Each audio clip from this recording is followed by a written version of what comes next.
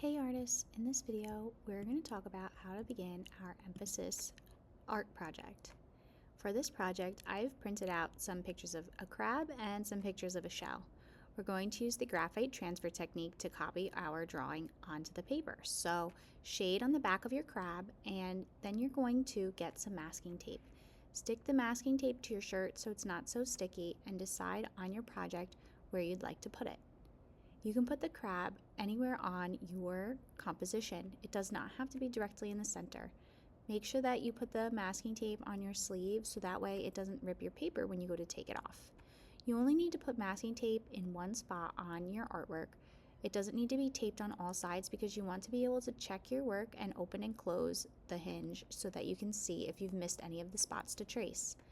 You can use the black 6B shading pencil to do the shading so that the transfer is more bold, and then you can go over the outlines and trace using the number 2 pencil, or if you'd like to, you can use a ballpoint pen for this step. When you're doing your tracing with the graphite transfer technique, make sure that you lift the picture and check so that you can make sure that you've traced all parts of your picture. If you notice that something isn't appearing, you might need to add a little bit more graphite from the pencil to the back of your image.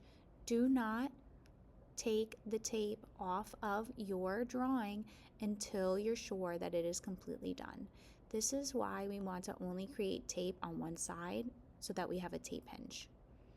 When you're done tracing your crab with the graphite transfer technique, you can use an ultra fine black Sharpie marker to go over all of the outlines that you have transferred onto your paper.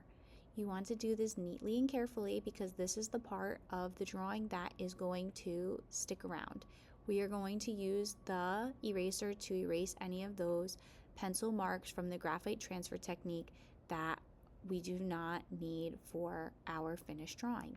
So take your time to really do this outlining step carefully and don't rush.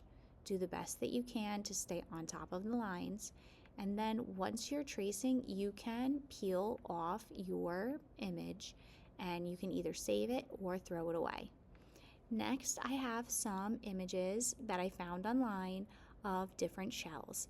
Now, you can do this drawing multiple ways. You can follow the steps on the guide to draw the shells, or you can use the graphite transfer technique again.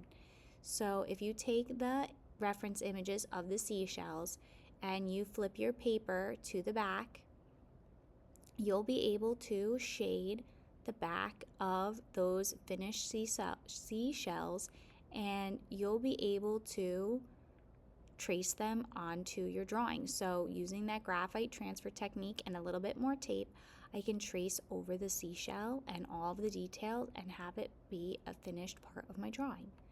I'm going to either fill the page with seashells using the graphite transfer technique, or I'm going to use the step-by-step guide so that I can draw the seashells freehand.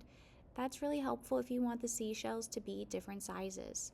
The goal of this is to make your drawing more interesting by filling up the negative space in the background around your crab with different sized shells.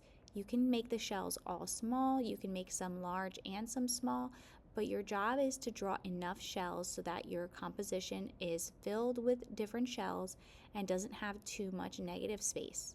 So really take your time with this, deciding where you want your shells to be. They can be facing different directions, and sometimes it's helpful to rotate your paper while you're doing that step. After you draw them with pencil, use the Sharpie marker to go over all of your outlines. For this example, I think I'm going to try to add at least 8 shells, but you can add more or less depending on how big your drawings are. You can add other details like a sand dollar or an octopus, or if you like the crab, you can even add a second crab. So I can't wait to see what you create for your emphasis art project.